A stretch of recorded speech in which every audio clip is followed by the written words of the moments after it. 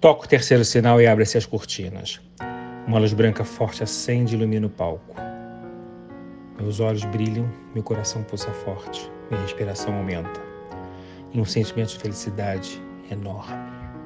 É o teatro entrando na minha vida, a arte alimentando minha alma, é o palco virando a minha casa. Lá vem eles, lá vem elas, sagrados atores, lindos e imponentes, fortes e brejeiros, irradiando a criação. Comédia, drama, música e ação. Eles pegam na minha mão e me levam para o mundo da magia. Me apresentam Shakespeare, Nelson Rodrigues, Albi e tantos outros. Eu aprendi, cresci, melhorei e entendi que o mundo sem a arte, ele não pode existir. Fui estudar, pesquisar, produzir, evoluir. E hoje estou aqui apresentando o que entendi ser artista. Viva comigo essa experiência e façamos juntos um mundo melhor. A arte salva, cura, educa e resiste.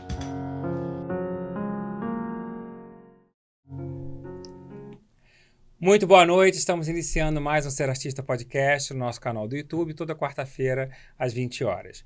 Hoje eu tenho um orgulho enorme de receber uma das minhas maiores amigas, que ela é atriz, diretora, produtora e também autora, Bárbara Bruno.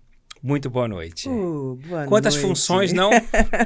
Ué, ser artista, né? Estudando a sua carreira, você é literalmente o artista 360 que eu falo tanto. Você tem consciência disso? Hoje tenho. Quando comecei não tinha muito, não. A gente vai aprendendo na raça. Mas tem uma coisa que meu pai me disse que eu nunca mais esqueci. Isso logo no começo, quando eu enchi o saco deles, não, eu quero, é isso que eu quero fazer na vida. O pai disse assim, quer fazer teatro? Então tem que aprender a fazer teatro. E fazer teatro não é só subir no palco e interpretar. Tem que entender De tudo. E assim foi, e assim passei. Comecei como contra-regra. Que barato. Operei som, operei luz, aprendi, hoje em dia não tem mais, mas naquela época tinha, aprendi a abrir e fechar cortina, que tem que ter arte para abrir e fechar cortina. Como assim? Me explica isso. Claro, uma cortina bem feita tira aplauso. É uma cortina mal verdade. feita, não pode puxar rápido demais também, não, tem né? o tempo certo. Eu aprendi, tinha aquelas que puxavam assim, que não eram de subir e descer, a gente aprendia a fazer aquele, sabe, que tem um movimento assim. Menino, quando fazia aquele movimento, o público aplaudia mais. Enfim. Eu sempre falo isso nas minhas palestras. A importância do estágio, a importância de você experimentar todas as funções dentro da carreira que você escolheu. Verdade. E entender o que é, de fato, um trabalho de equipe. Sim. Porque a coletividade nasce aí, né? Um depende do outro, sim. Não existe nada mais importante. Você começa nesse processo com eles de que idade? Olha, que eu considero, assim, profissional mesmo, aos 14, 15 anos. Tinha muito prazer muito em fazer ali? Muito. Eu parei para pensar, porque, na verdade, a gente nasceu na Coxia, sim, né, vocês Marquinhos? Todos. Vocês Nascemos todos. na Coxia. Então, assim, o quintal de casa, é verdade, o quintal de casa era a Coxia do teatro. Sim. Então, o nosso lúdico, a nossa brincadeira era dentro do palco. E seus pais eram muito sérios nisso, né? Muito. Sua mãe teve a companhia com 17 anos de idade e seu pai era um produtor nato. É verdade. Então, eles tinham muita experiência para passar para vocês. Aprendemos a disciplina no teatro. No teatro. E vocês aprendendo a produzir com eles também. Com tudo. Eles, com eles. Eles eram literalmente os artistas 360. É verdade. Que é o que eu considero hoje em dia. Que é porque eles escreviam também, criavam, dirigiam de uma certa maneira, acabavam trabalhando com a autoria com o diretor ali. Né? E éramos uma trupe. Uma trupe. Não é? Então muito a gente, gostoso. Eu costumo dizer que a gente nasceu com serragem no sangue. Que delícia. Porque a gente não parava. Ô, Bárbara, eu conversando com vocês, falei isso várias vezes, mas assim, é muito emocionante, porque assim, você tá a cara da tua mãe, né? Você tá igual, cada vez mais a forma de falar, o tom de voz. Eu mato muito a saudade da Anissete por você. A gente fez aquele programa muito legal, que Foi. vai ao ar dia 25 de janeiro, né, o Sensacional, sobre ser artista. E a gente falou muito disso. Você se acha parecida com ela? Porque tem gente falando, não, eu não sou parecida com a minha mãe, isso é coisa de você. Você se vê assim ou não? Não, algumas vezes eu digo, ai, Nicetiei, Nicetiei. E as pessoas comentam isso com você? Muito, muito. Mas comentam sobre o papai também, isso é curioso. Falam? Falam. Que engraçado. Da mamãe eu percebo. Eu acho Mas o do papai eu Paulinho, não seu percebo, pai, você, a sua mãe e a Beth uma mistura. A grande maioria Define assim. define assim. Mas tem muita coisa, muitas pessoas que falam para mim do papai, não só fisicamente, mas também de postura. Dele eu não percebo, não. Eu sei que tem, porque as pessoas eu não, sinceramente falando, eu as não pessoas me percebo falam. também. Eu não sei se a sua Nicete tá tão forte. Como é que é? Nicetiei. Nicetiei. Vou usar isso. Isso é muito bom. É porque eu ouço, eu digo, Muito Nicetiei bom. agora. Você falou uma coisa que eu já ia comentar, né? E eu vou aqui afirmar, avalizar o quanto é verdadeiro o que você disse. Você falou na coletividade, na importância do companheirismo. E eu ia abrir a entrevista, na verdade, com uma outra pergunta, nem uma pergunta, um comentário, falando que eu vivi essa experiência com você. Eu não sei se você se recorda em detalhes. Quando hoje eu tenho 55 anos, na época eu tinha 18, em São Paulo, né, no Teatro Paiol. Uma fase que eu não fui feliz, uma fase que, minto, nem 18, 19 anos, uma fase que não foi legal na minha vida, na minha carreira. As peças que eu fiz não deram certo, infelizmente, as duas, mas eu não me adaptei à cidade de São Paulo, eu não gostei de São Paulo e as pessoas com quem eu trabalhei. E vocês, por terem o teatro, né, serem os donos do teatro, me deram muita força, né? Seu pai, sua mãe, você. Eu considero vocês fundamentais para eu atravessar aquele período com tanto acolhimento, com tanto carinho. E ali eu descobri a família.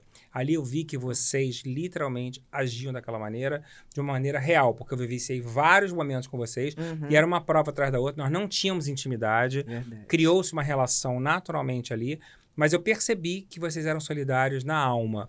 Isso é uma coisa que é muito nato em vocês todos, não?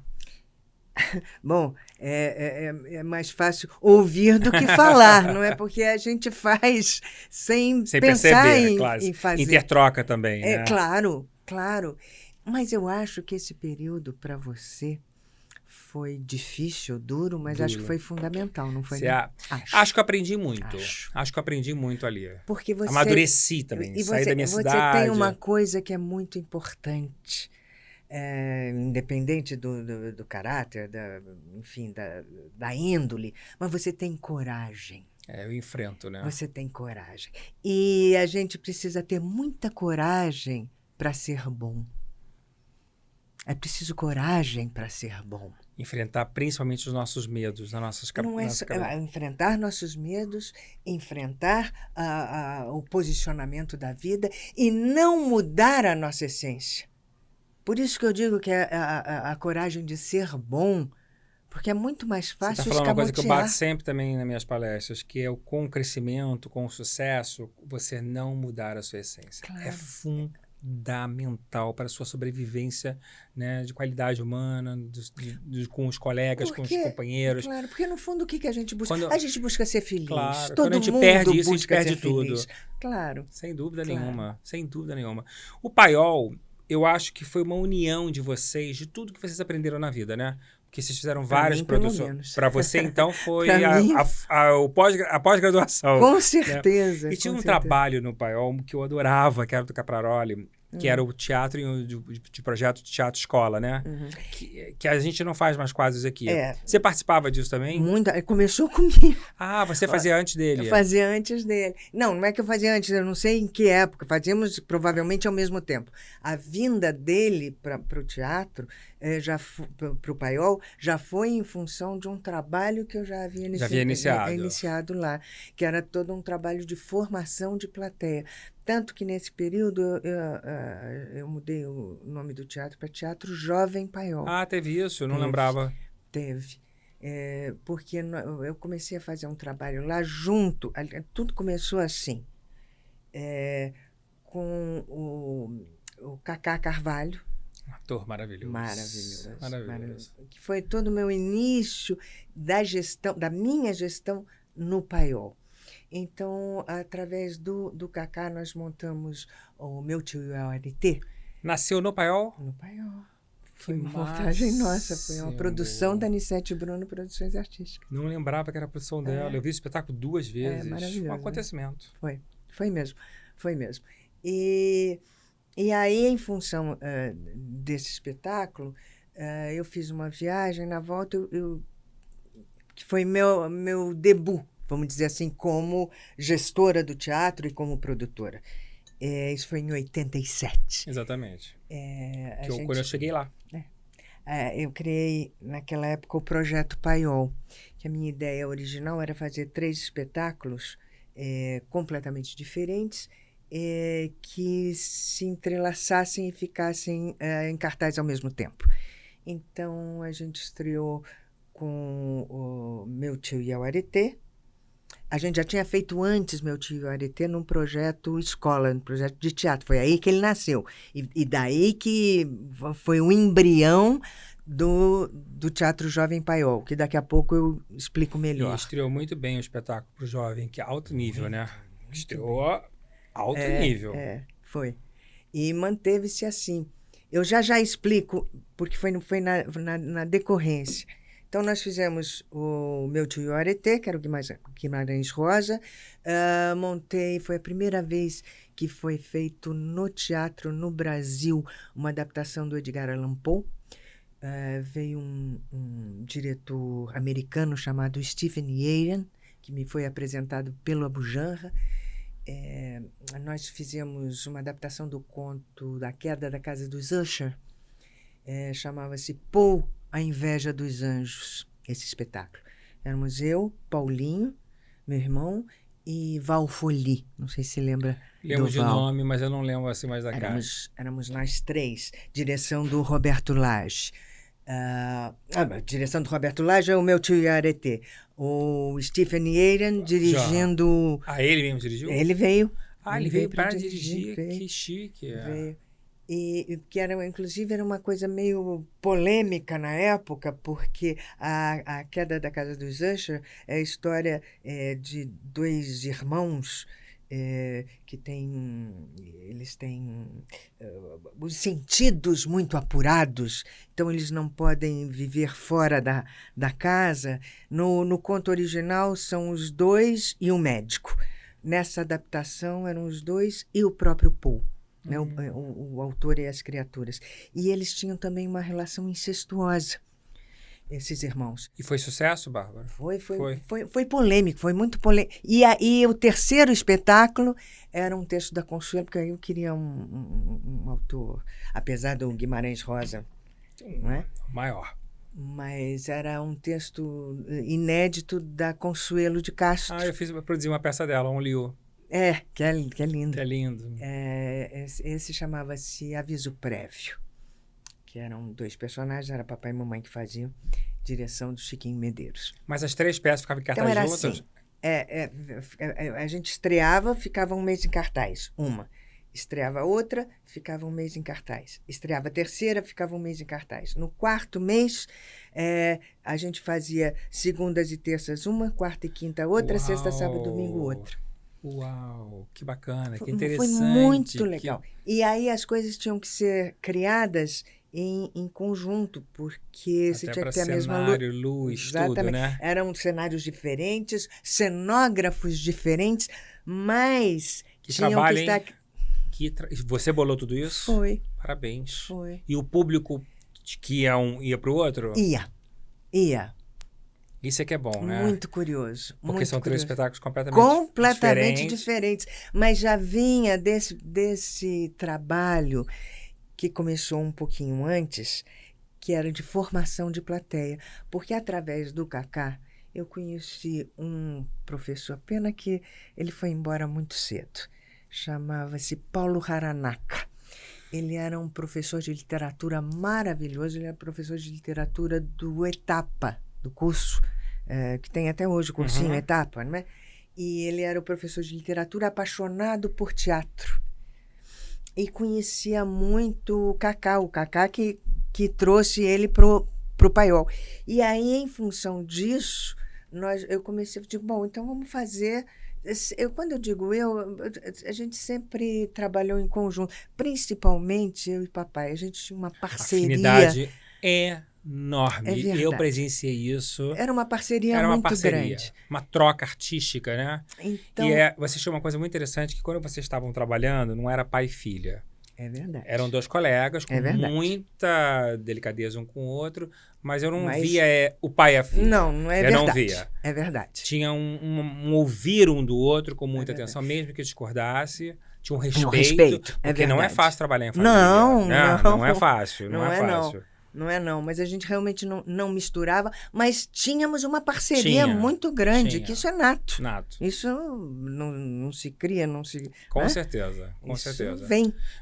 O projeto do Teatro na Universidade é oriundo... É oriundo daí.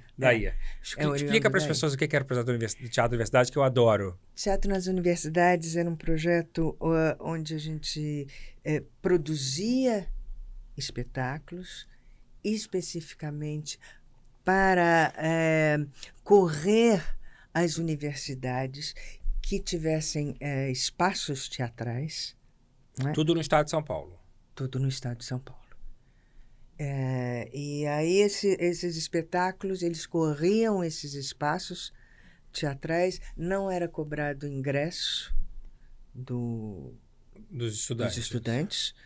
E a gente tinha patrocínio para isso. Vocês faziam uma apresentação para a universidade ou várias? Não, várias. Aí dependia da agenda de cada lugar. Da agenda de cada... Tem teatro nas universidades? Gente, isso para mim é uma novidade. Assim. E teatros fantásticos. Vocês sabem mais ou menos dizer quantos teatros vocês fizeram diferentes? Uns 10, umas 15? Mais. Mais?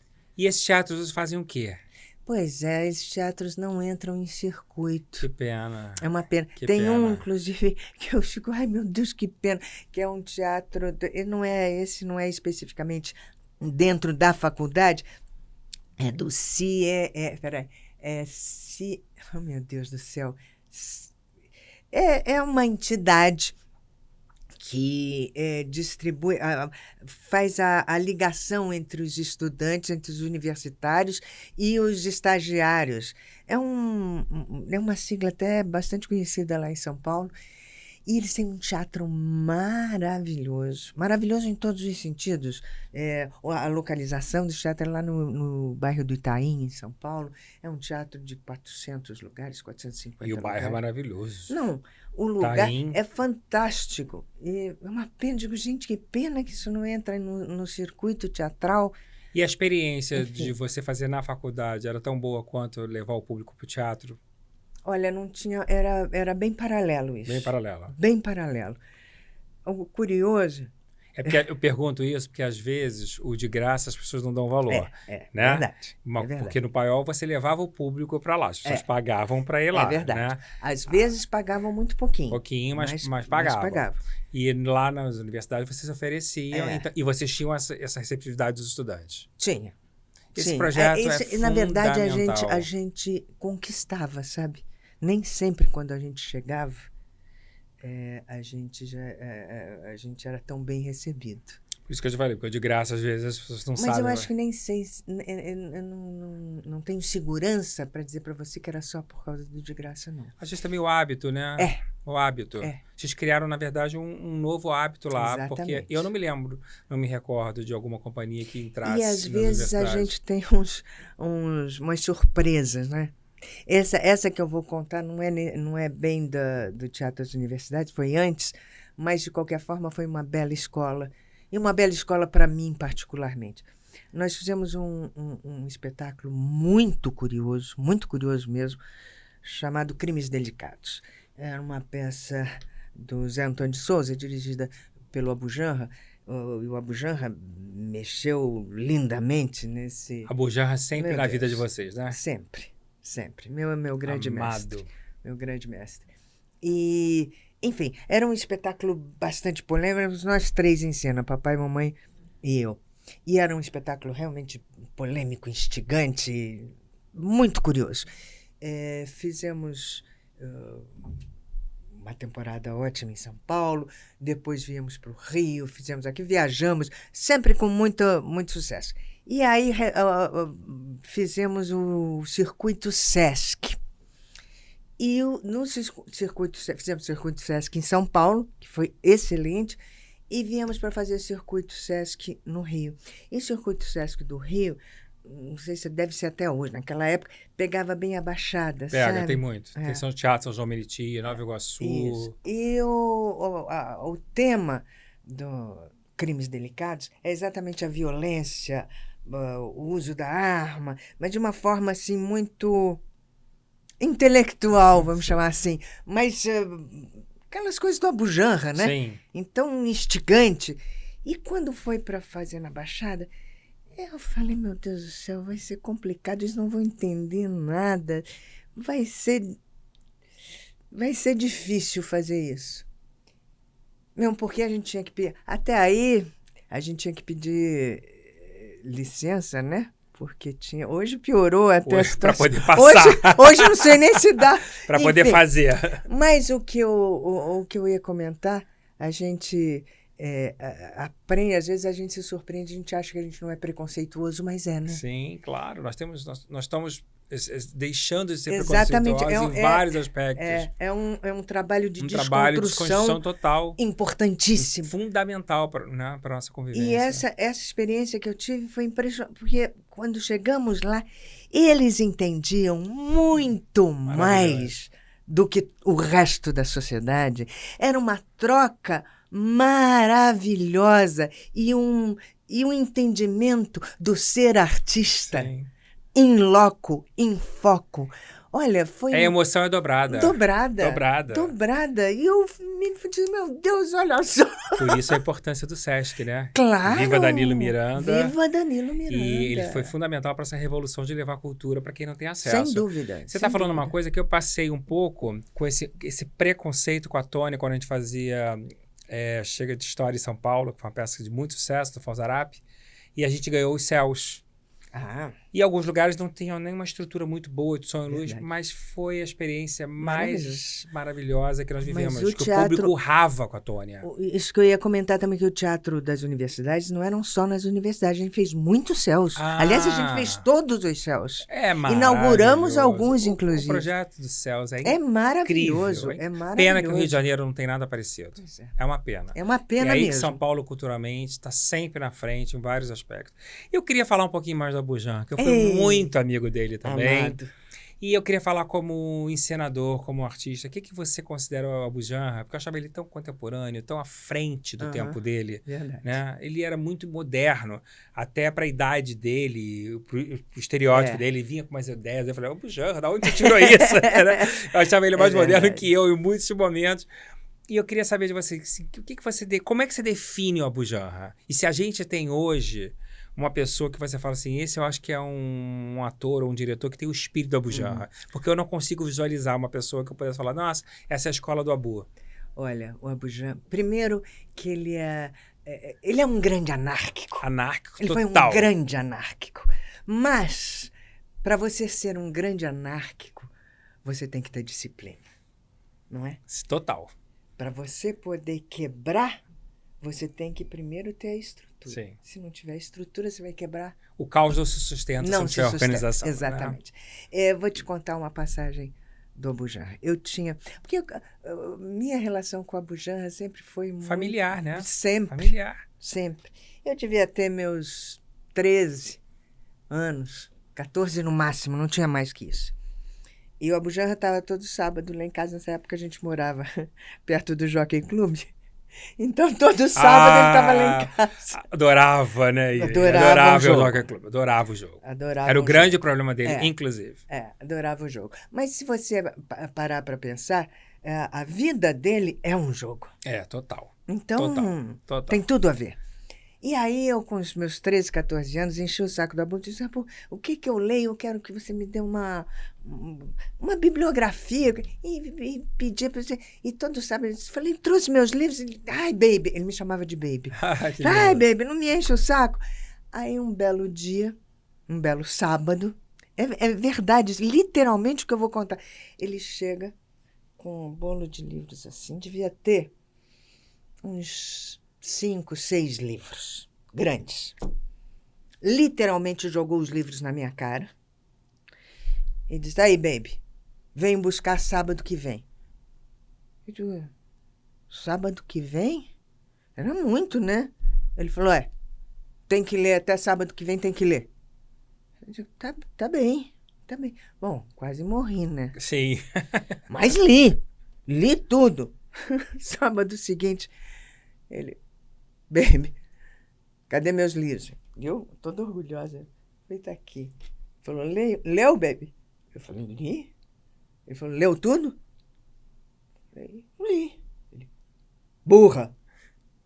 Não entendeu nada do que leu. Como é que você pode ter lido tudo isso e entender alguma coisa? Lição número 1. Lição número 1. Não adianta a quantidade. Tem que saber, tem que entender o que leu. Fez um jogo com você. Fez um jogo comigo. E o que ele te deu para ler, você lembra? Alguns eu lembro, não lembro todos, não. Ele me deu um livro do Boleslavski. Gente, Abujamra, realmente. Eu com 13 anos de idade. Você não entendeu nada. Não, você sabe que entendi? Esse livro do Boleslavski, é que eu não lembro, tô tentando lembrar aqui o título. É maravilhoso, não esqueci nunca mais.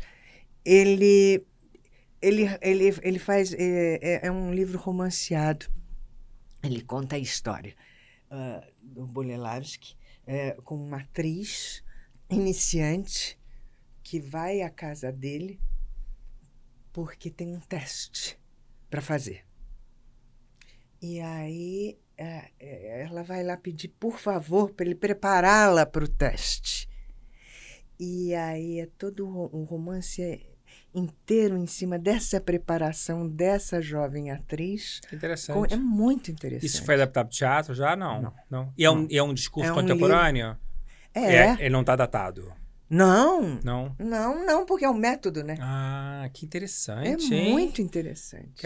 Muito eu interessante. tenho interesse nesse livro. Esse livro, quando eu li, não tinha... ainda tinha mais essa. Eu li em espanhol, porque não tinha... Que desafio que ele te deu. Meu Deus do céu, ele te provocou mesmo. Mesmo. Ele não era mole. Mas você vê, não esqueci. Ele adorava brincar, olhava contra a gente. Como vai, delinquente? Tinha uma obra do Shakespeare. Era Hamlet, nesse grupo. Tinha Stanislavski. Mas você era muito moça para compreender tudo isso, com 13, 14 anos. Por isso que ele me chamou de burra, né? Você não tinha maturidade para entender tudo isso. Mas você sabe que depois... porque ele é danado, né? Não, ele era um gênio. Danado. Gênio. Depois ele teve uma paciência danada comigo, porque aí eu fui ler, e aí cada vez, antes dele ir para o Jockey, eu sempre segurava ele lá, e aí ia conversar sobre cada obra que eu tinha, porque aí eu fui reler, né? Claro. Aí eram aulas maravilhosas. Eu até hoje vejo as entrevistas dele na internet, do programa que ele fazia... lá Provocações, na TV Cultura, que hoje tem um provocador com Marcelo Tassi. São aulas. Não, é uma coisa... São aulas. E eu tive o privilégio de ser assistente do Abujamra em muitos espetáculos. Sem direção? De direção. Ah, que bom, hein? Muito. Que bom. Tive uma escola maravilhosa com ele. Numa época em que ele ainda tinha paciência. Porque depois... Perde com a idade, perde um pouco a paciência. Vai perdendo um pouco a paciência. Não só da direção, a genialidade não perde nunca, é óbvio, ao contrário, aguça. Mas cansa o processo de ensaio, exatamente. Que é muito desgastante mesmo. Eu peguei ele numa época em que ele ainda me explicava, sabe? Que maravilha! Meu Deus! Eu não sabia que privilégio. Que privilégio! Um privilégio. Por isso que você também se transformou...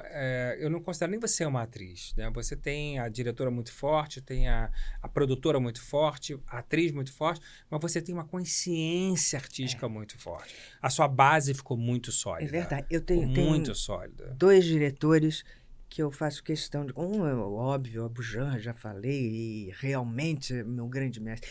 E eu tive um outro mestre realmente muito importante na minha formação, que foi o Roberto Lage. E ele fez muita coisa com vocês no Baião, né? Muito.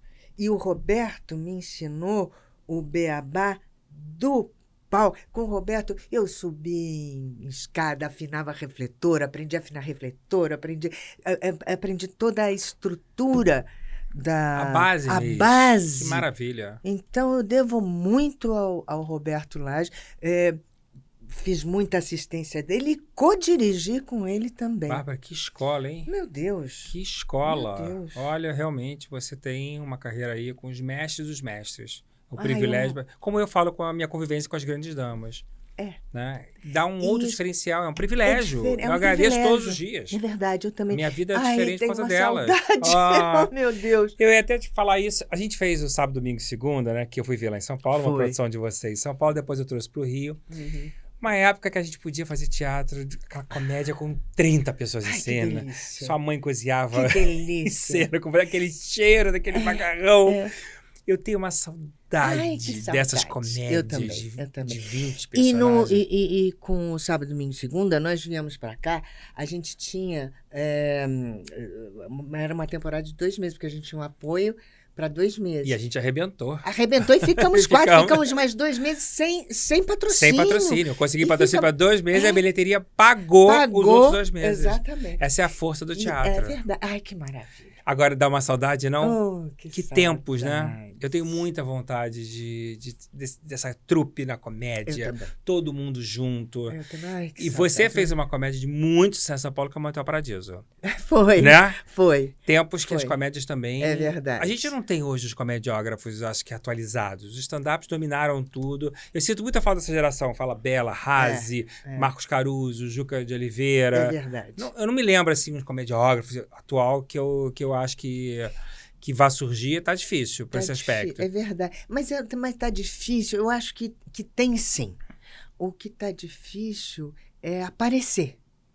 Precisa. Sabe? Eu acho que tinha que ter uma Porque- renovação nesse aspecto. Que não fosse stand-up só. Exatamente. Mas comédia como nós fazíamos. Claro. Mas para eles aparecerem, a gente tem que retomar, fazer. Eu assisti lá em Portugal agora, inclusive com a mesma produtora que levou o seu pai e sua mãe quando eu fechei o Homem Inesperado. Lá, Sim.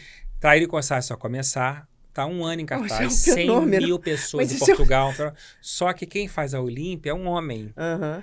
Então, ele é um grande comediante de lá, acho que é João Raposo o nome dele. Eu vou te Me perdoe se eu estiver errando. Mas ele faz muito bem. Ele não faz nada afeminado. Ele faz um homem vestido de mulher, mas engraçadíssimo. Direção do Miguel Thierry. Olha isso. que delícia. Um sucesso. E vou dizer uma coisa. Eu lamento o Brasil, mas a montagem de lá é melhor que a daqui. Aqui era maravilhosa. Mas o cenário de lá é mais bonito, a produção... E eles deram um molho. Que bom. Aqui era muito bom, mas lá ficou melhor ainda. É que Maravilhoso. sabe o que acontece aqui? Foram muitos anos. Por exemplo, se você lembrar da estreia aqui com a Denise Fraga, o trabalho da Denise Acho que Fraga a Denise era não foi a primeira, foi a não. primeira. Ela fez São Paulo. E o Rio não estreou antes? Eu acho que estreou antes alguém. Isso eu não tenho Porque certeza, eu vi não sei. com Sueli Franco. Sim. Com Ana Rosa. Com Sim. Denise Fraga. Não, foram Até mais de Vicky 20 anos. Militella.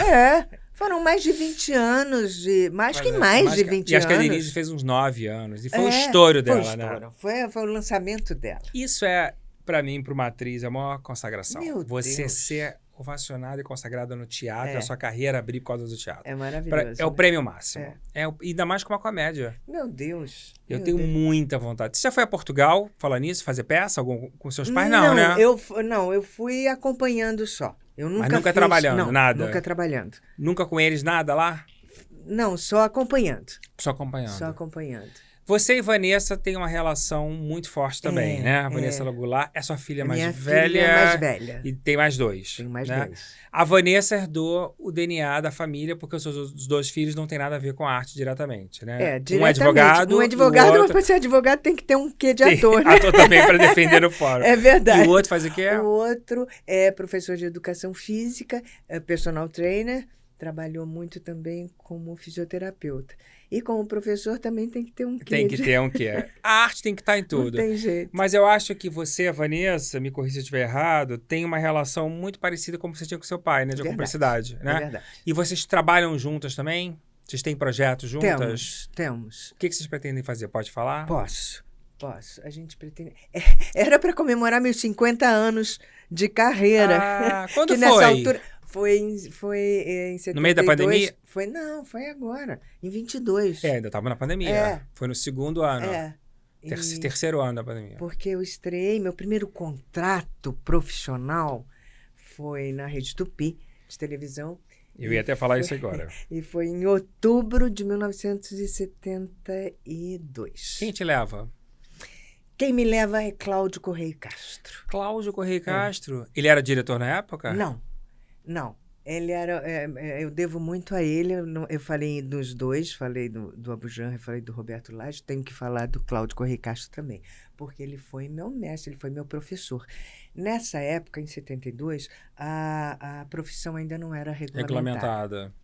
Então, não existia DRT. Aliás, eu trabalhei muito, levantei muita bandeira, fiz muita passeata. Né, regulamentação da profissão, né? Para regulamentar a profissão. Então, naquela época, para a gente ter, não era DRT, mas, enfim, o seu curso profissionalizante, vamos chamar assim, existiam alguns, e um deles era do Cláudio Correia Castro. No começo era do Cláudio com o Jaime Barcelos, mas quando eu fiz já era só o Cláudio.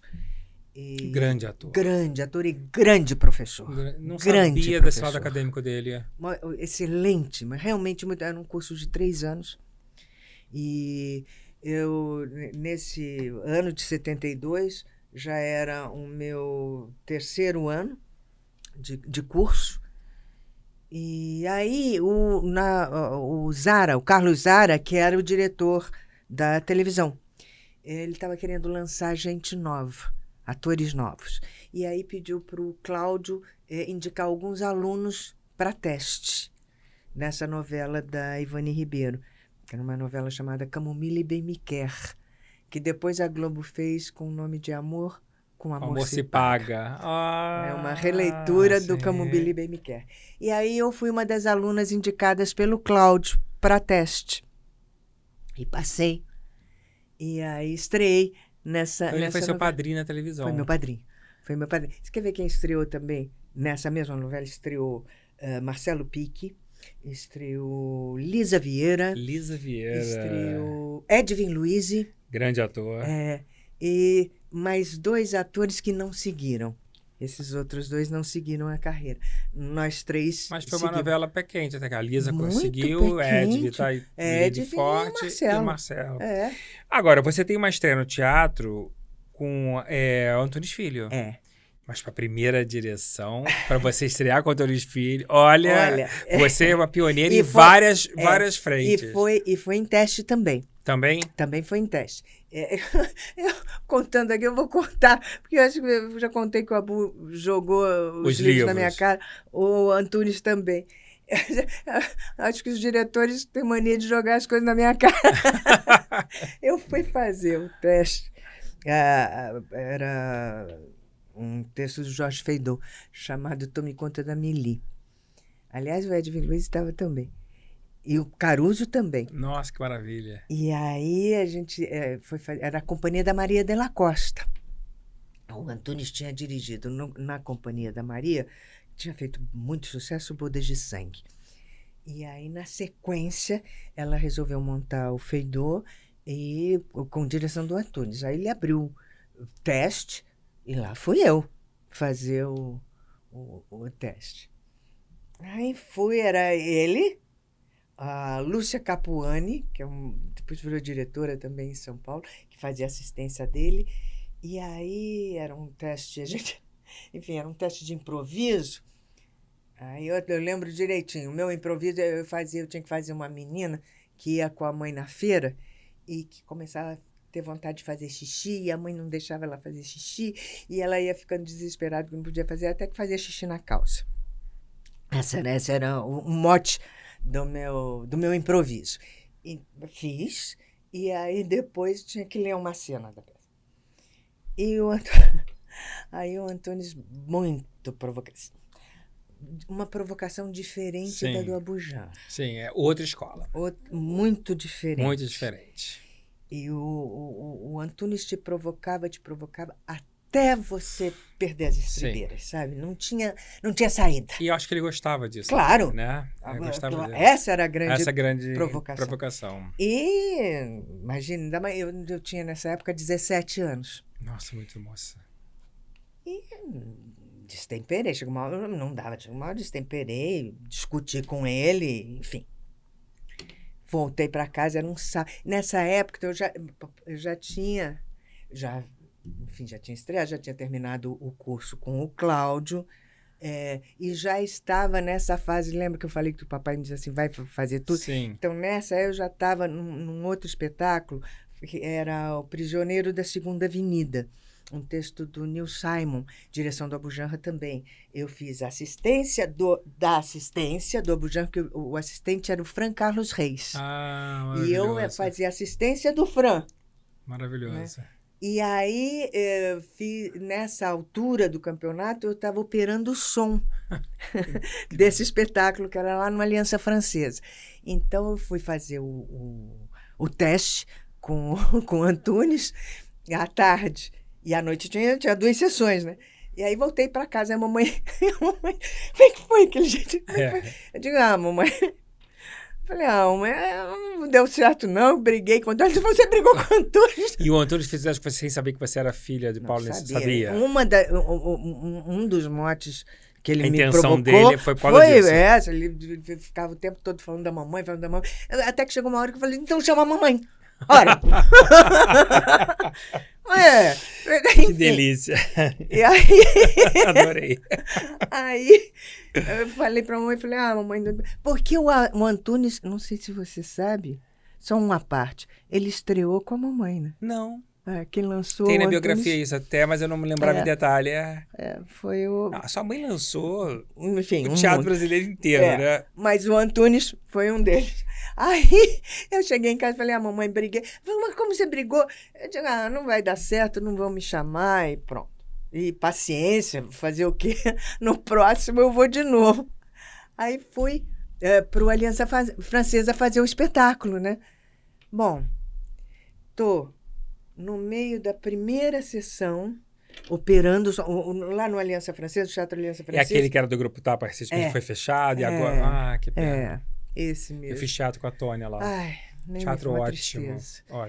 E lá a cabine de som é separada. O teatro fica para baixo assim e a cabine de som é uma entrada separada, sabe? Não é pela coxia. Sei. É pelo hall do teatro que você chega na cabine. E eu tô lá operando, abre a porta, entra o Antunes, no meio do espetáculo isso. Joga literalmente o texto da peça na minha cara, e eu operando. E disse para mim assim: ensaio amanhã às 4h no Maria de la Costa. E sai. Eu não sei como eu terminei o espetáculo. E eu não sabia se tinha acontecido mesmo. Cena de filme. Eu digo, mas que bom. Será que é uma pegadinha? Uma pegadinha. Eu fiquei apavorada. A mão tremia, porque naquela época também, eu sou lá das antigas, né? A gente operava, era rolo. Era com líder. Quando arrebentava, que a gente tinha que colar. Exatamente, tudo com líder. Passei nessa muito época, esse problema. Aquele coisa enorme, aparelho enorme, um rolo enorme. Exatamente, era desse. E eu terminei o espetáculo, desci, falei, mãe, ele falou que era para eu estar lá às 4h, pai também, porque eram os 2 em cena, né? Que delícia. Aí eles falaram, não, é para ir, vai lá, sim. A sua mãe, o seu pai eu acho que era mais escolar nesse tipo, mas a sua mãe tinha uma característica muito peculiar. Muito doce, muito equilibrada, mas ela lidava com todos esses malucos, no bom sentido, da maneira bem-vindo, que é a nossa Hilário. Maravilhoso. Você fala besteira, a Abujamra, impressionante como ela se adaptava ao temperamento de cada um. Mas não se engane com a mamãe, porque a mamãe era uma tigresa. Eu sei, eu pensei com ela quando ela falava, quando eu subo no salto... É verdade, é verdade. Quando ela subia no salto, o papai virava um gatinho. Quando ela subia no salto, ela ficava gigante. É verdade. Mas essa habilidade dela de lidar com pessoas tão diferentes... Porque às vezes tem atrizes que não têm paciência para mudar tanto. Ah, vou trabalhar com aquele diretor que eu já conheço, que eu já confio, já me conhece. A sua mãe se jogava. Não, ao Tanto que a contrário. história do Pippin foi assim. Quando ela foi convidada, ela me ligou, meu filho, me chamaram pra uma peça que tem uma cena. Falei, faça. Eu vi na Broadway, é a cena. E ela foi indicada pro prêmio, né? E ela arrasou. Ela fazia divinamente bem. Quando eu vi na Broadway, a atriz era de circo. E ela cantava de cabeça pra baixo de um trapézio. Aí eu falei pra você, Sete, a cena. Ela canta de cabeça pra baixo. Eu vou ter que estar no trapézio. Eu falei, não, vai ser adaptado pra você aqui. E aí, adaptaram. Porque não duvida. Ela é doida. Ela é capaz. Ela é capaz de se pendurar num trapézio, sabe? Ela é capaz. Eu vi coisas de mamãe assim. E, Bárbara, lembrando, falando muito dela, eu queria saber de você uma coisa que as pessoas talvez não saibam, que você também quase foi uma vítima da Covid. É verdade. Né? E foi uma época muito difícil pra gente, não só a perda da sua mãe, mas a sua Covid foi extremamente assustadora e estava caminhando para um lado muito ruim. Foi. Eu sou uma sobrevivente. Você é uma sobrevivente. Graças a Deus deu tudo certo. Estamos aqui celebrando a vida. É verdade. Né? O bem ou mal, a Unicef viveu muito bem, graças a Deus. Poderia ter vivido mais, mas com 87 se viveu muito, né? Então, é muito mais... E te digo uma coisa, é o que me acalenta também. Eu sei o quão duro é a recuperação da Covid. As sequelas eram... Então, assim, se a mamãe, com a idade que ela estava, se ela tivesse voltado... Tinha muitas sequelas. Meu Deus, não seria ela bom. não ia aguentar. Não ia aguentar. Eu sei o que se passa, sabe? E eu queria que você me dissesse, como é que você visualiza tudo isso? Né? Você perdeu a sua mãe, você quase também foi. Como é que você vê a vida hoje? Eu vejo a vida hoje como... Deixa eu achar o termo certo. Como um privilégio, como uma responsabilidade. Eu acho que eu não estou aqui à toa. Acho que não fiquei por nada. Uhum. Se eu fiquei, é porque eu tenho ainda o que dizer e o que fazer. E não posso fugir dessa responsabilidade. E também não posso fugir da intuição dessa responsabilidade. Então... Você ampliou as suas responsabilidades mais do que já tinha? Eu ampliei a minha consciência da intuição. E por algum minuto a morte ficou lúcida para você, assim? Você falou, estou indo, posso ir? Você teve essa lucidez da gravidade que estava passando? Tive sim. Porque pra gente que estava de fora... Na volta. Quando você desentubou, quando né? Desentubei. Ali você percebeu o que você literalmente passou. Tanto que eu falava assim, ai, mãe, ai, papai, ai, me dá colo, mas não me leva. Tava consciente mesmo, né? Eu digo, não me leva não, mas eu quero colo. Só me dá um amparo, né? Só me dá colo. Eu conheci a sua mãe e vivenciei com ela as experiências do trabalho social no centro, né? Muito bonito. Você teve essa presença com ela desde o começo, desde criança, sempre. Desde sempre? Desde adolescente, assim, porque aí eu comecei a trabalhar, eu trabalhei muito com mamãe. Hoje você ainda pratica, frequenta, trabalha? Não com a mesma frequência, né? Não, hoje em dia eu não tenho mais... Eu trabalhei muito na Casa da Fraternidade, junto com a mamãe, durante muitos anos, né? Não só na Casa da Fraternidade, que era ligada à SBE, que é a Sociedade Brasileira de Estudos Espíritas, não só lá, mas também numa época onde a gente tinha... Eu trabalhei muito nessa área. A gente tinha um orfanato, a gente tinha, inclusive, com apoio na época da prefeitura, então a gente tinha que... Ainda bem, era assim mesmo, fazer as prestações de conta, porque a gente atendia a 120 famílias. Beleza. Era um beleza. trabalho Muito bonito. muito bonito. Muito A Adelina, bonito. lembra da Adelina? Adelina. Então, eu mara- trabalhava O direto com a Sérgio Adelina. contou aqui que ele ia de ônibus com a sua mãe de São Paulo para Curitiba. É, no centro- no domingo depois da peça. É Só a isso Anissete mesmo. para fazer É isso. isso mesmo. Só a Anissete. É. É muito comovente É. ouvir isso. A E Anissete aí- tinha uma consciência de ajudar Nossa. o outro. E a mamãe foi presidente da Casa da Fraternidade. Eu não lembro exatamente as datas agora, mas deve ter sido até o comecinho dos anos 2000, por aí, ou 1998, por aí, nessa Nessa época. Nessa época. Aí ela se afastou, passou a ser só conselheira, e aí eu me afastei também. Então, e não voltei a esse trabalho efetivo. Mas o trabalho espiritual É continua. constante. Esse é constante. O espiritismo vem da sua avó, da Nonoca, ou não? Na verdade, vem da minha bisavó, da mãe da vovó Nonoca. Da mãe dela. A mãe dela, que era uma mulher maravilhosa. Vale um livro, vale um filme que eu ainda vou Ela fazer. não era das artes, né? Não. Ela era médica, mas ela se formou médica depois de 9 filhos, né? Uau! É uma história Que fantástica. maravilha. Uma mulher, Naquela época. uma mulher maravilhosa, chamada Rosa Danibali Bruno. Que lindo, que nome ela- lindo. Eu não eu ainda vou conhecia a fazer. Nonoca pessoalmente, quer dizer, eu ia na casa da sua mãe, Mas ela já estava... ela estava no quarto, ela já estava tava- partindo. Você chegou a trabalhar com ela? Como atriz? Com a vovó? É, Muito. muito. Tive uma experiência, inclusive, gostosa com ela em televisão, porque eu fiz uma novela lá na Tupi chamada Divinas e Maravilhosas. E era uma novela que eram, Natália, eram 3 atrizes. Natália é sempre na vida de protagonistas. vocês. Natália Adoro a Natália. amava Eu sua sou mãe. apaixonada pela Natália. Nossa, como ela se gostava. E eram 3 atrizes as protagonistas da novela.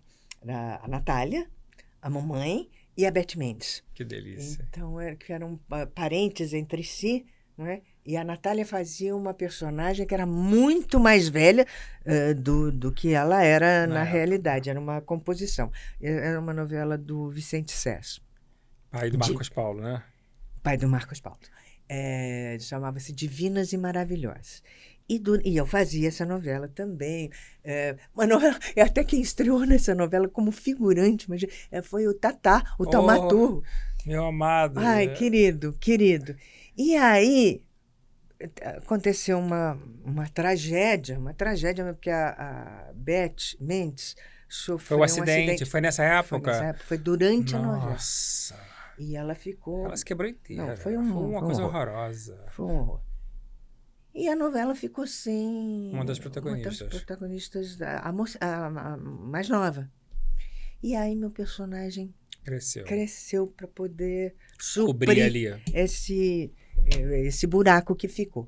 E aí, por que eu estou contando isso? Porque aí o personagem cresceu, teve que ter família, né? Então veio mãe, pai... E quem fez minha mãe foi minha avó. Ah, que delícia. E aí era uma relação muito Que curiosa. Eu tinha que prestar muita atenção para não chamar a mãe de Personagem vó. de vó. Porque era meio Ela automático. era boa atriz? Era uma atriz muito interessante. Ela tinha um time de humor maravilhoso. Bom, ela trabalhou muito com a Dercy, né? Então muito. a escola Ela dela foi, também ela foi... E o DNA é muito próximo de vocês? Porque vocês todas vocês têm uma mistura de DNA muito claro. Eu acho que sim, eu acho que a vovó tinha também. É porque realmente eu não peguei nenhuma etapa dela. Eu acho que ela... Eu acho que você ela fez... a vovó ela foi a mãe do Beto Rockefeller, né? Do Luiz Gustavo, né? E da Ravache. Ah, eu não vi. Eu acho que eu nem era nascido. Acho que não. Foi ontem, menina. Agora, Bárbara, quando eu olho pra você, porque você já fez, a gente fez lá, sábado e domingo, tem uma descendência italiana, você fez uma novela com uma personagem italiana. Fiz. Eu olho pra você, eu vejo uma italiana, sempre. Mas uma coisa da mão. Tem descendência que eu não sei? Tem. De quem? Tem. Toda a família da mamãe, a Rosa, a Danibali, Lá, então a descendência é no... no bisavô. Na bisavó. É. Então por isso que o DNA tá tão claro. o E você puro faz da com italiana. muita verdade, Faz. né? E também eu tenho uma vivência grande com essa italianona, porque a minha primeira sogra, ou seja, a nona dos meus filhos, era uma italiana maravilhosa. Maravilhosa. Então, o sotaque, convivi muito com ela, sabe? Sim, aí você acabou herdando tudo isso. Tudo. Eu tenho Por no isso que quando você ouvido. faz o sotaque italiano é tão verdadeiro, né? É muito bom. Eu ia até falar, aproveitando isso, sua voz é muito bonita. Uma voz Obrigada. muito gostosa de se ouvir. Eu sempre encontro na casa da Betinha a Rose Gonçalves, que é uma grande preparadora vocal, que está até no meu espetáculo de ser artista. Você fazia aula de voz? Você fez aula de prosódia? Ou não? Você sempre já nasceu com essa voz Olha, linda e seguiu? Porque sua mãe e seu pai tinham vozes lindas também, né? É verdade. Vovó Nonoca foi professora. Naquela época, a gente não chamava fonoaudióloga, a gente dizia professora de dicção, né? Que maravilha. Vovó era professora Professora de dicção. É. Fiz muito com ela. Tá explicado. Pronto, tá explicado. Por isso você fala tão bem, articula tão bem. Quando fomos para Curitiba, morar em Curitiba... Vocês moraram muitos anos lá, né? Moramos 4 anos e meio lá. E é uma história curiosa essa, porque nós fomos para lá porque nessa época... Não foi seu pai que teve que ir para lá? Trabalhar? Teve que ir por isso, porque eu já tinha duas filhas, eu e Beth. Não tinha, Paulinho nasceu lá, né? Então, eu e Beth. Aí meu avô, pai do papai, que era gerente de banco, enfim, tinha uma carreira estabelecida e morava em Curitiba nessa época, começou a fazer a cabeça do papai, do meu filho. Deu uma dura nele, né? Você já tem 2 filhas, agora, né, essa carreira... Viu como não é fácil? Não cai no céu, não. Aí, essa história é bonitinha. Aí, papai e mamãe resolveram montar uma peça, que assim, essa não tem erro. Sabe aquela velha história? Essa não tem erro. Então, era uma peça do Pongetti, chamada Zefa entre os Homens, direção do Ziembinski. Enfim, montaram, essa peça vai dar certo. E combinaram porque a produção deles. E disseram, bom, se essa peça não der certo, aí vamos para Curitiba, porque não tem fazer o quê, né? Bom, não deu outra, né? Um fracasso. Difícil, hein? Você sabe que eu lembro? Eu lembro direitinho que papai chegava em casa, porque papai saía de manhã cedo, tentando vender, correndo. Aqui no Rio, a gente morava no Rio nessa época, correndo para tentar vender os ingressos nos bancos, sabe? Para os funcionários, aquelas coisas. Ele chegava em casa assado, assim, eu lembro que a mamãe passava... como é que chama aquele...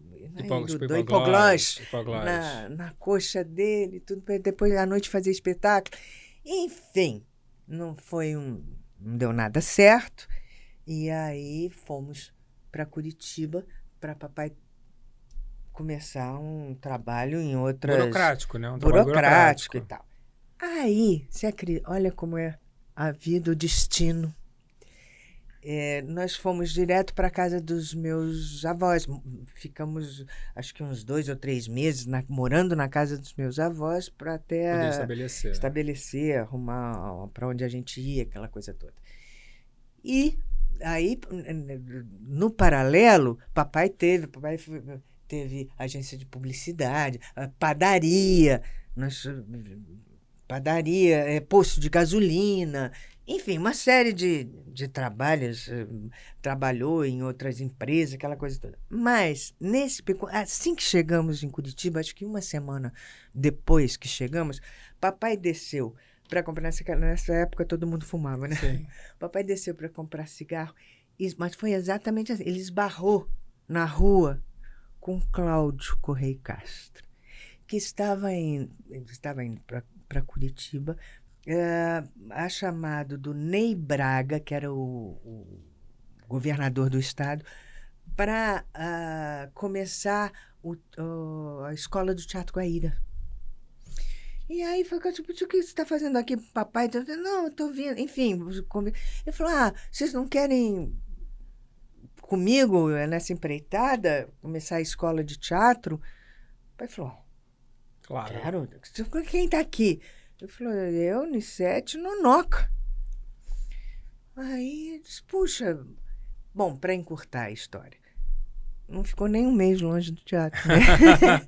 Aí, Que destino com Cláudio Correia Castro, hein? Você vê? Que destino. Quem armou toda a escola de teatro do Paraná, sob o comando do Cláudio, então era mamãe, papai, vovó, que era professora de dicção. Eu adorei isso, professora de dicção, é muito bom. Muito bom. E quem mais estava nessa... estava também lá o Zé Renato. Só que o Zé Renato não participou da escola do Teatro Guaíra. Mas estava, nessa época também... E precisamos ressaltar Curitiba sempre com Guaíra.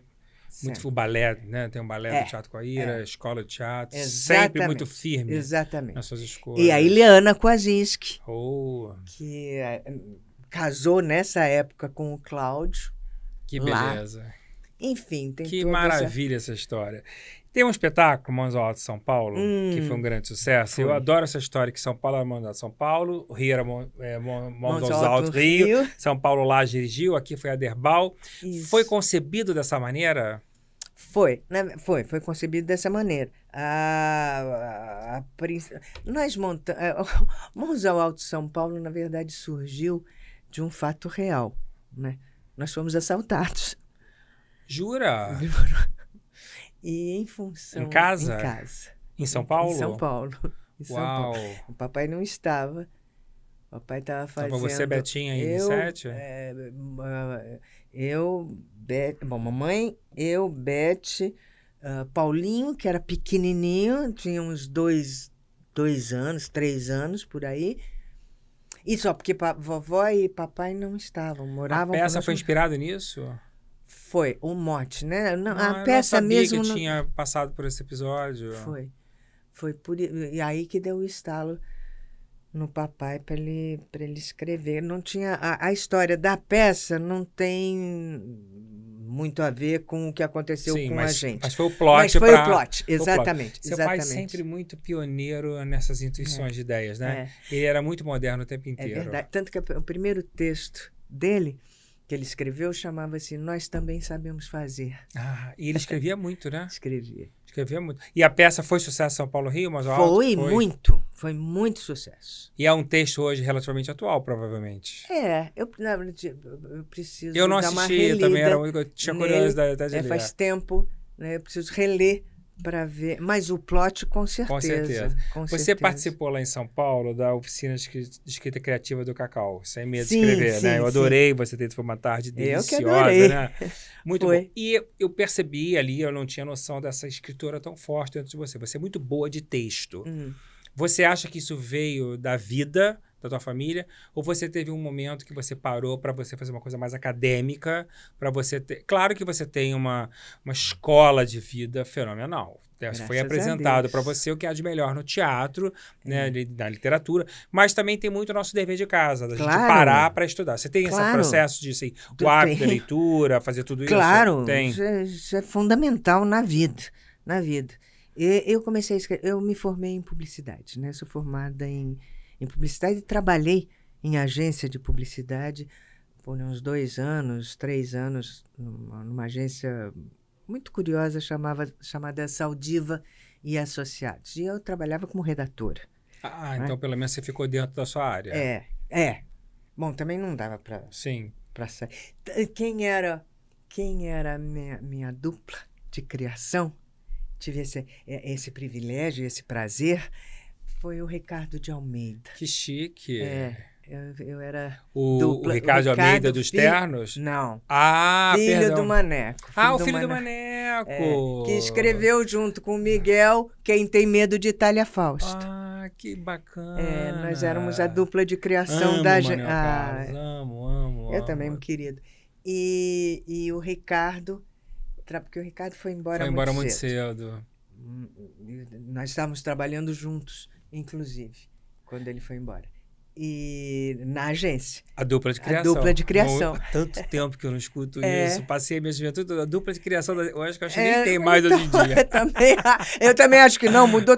Tem profissões tudo, né? que não existem. Tinha uma profissão, quando eu trabalhava em agência, que era uma profissão fundamental para a agência, que chamava-se Pestap. Você sabe o que é Pestap? Não sei. Pois é uma coisa que não existe mais. Pestap era aquele que ficava para fazer os layouts, sabe? Layout, a gente tinha que E montar era os anúncios. tudo manual. Então, Fazia com as Pestap- letras. Já sei o que É, é o isso. Pestap é o que Gente, montava as letras. Ou seja, não existe. O Pestap é que nós nem nem fax. sabíamos que era computador. Pois é. Que loucura. Pois é, e o Pestap hoje é que nem fax. As pessoas não sabem. Você fala hoje para Não tem qualquer ideia, profissional. Não sabe o que de- é fax. não, Não sabe. não sabe o que é. E qualquer profissional de agência também se fala Pestap também não sabe Eu o que lembro é, quando porque não chegou o existe fax mais. na produção do Blue Jeans, que o Wolf foi a Nossa, Nova York e era o comprou. Eu máximo. chorava, porque a gente datilografava tudo É, ou no mimeógrafo. É, isso. Eu falava, fax! Não precisa Nossa, era uma datilografar coisa de maravilhosa, novo. era uma coisa maravilhosa. Eu não sei como é que a gente produzia sem celular.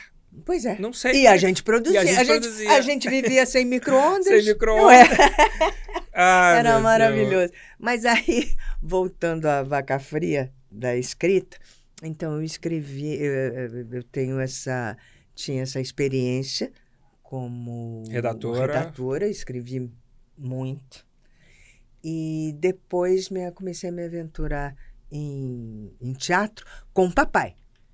Escrevendo junto com ele. Escrevendo junto com ele. Aí escrevíamos juntos Lookbook Hip House. Depois, na sequência, eu escrevi com Marcelo Marchioro Camões, já dentro dessa produção para formação de plateia, junto nesse esquema com Paulo Haranaca, com Etapa, que era um esquema maravilhoso, que ele foi embora.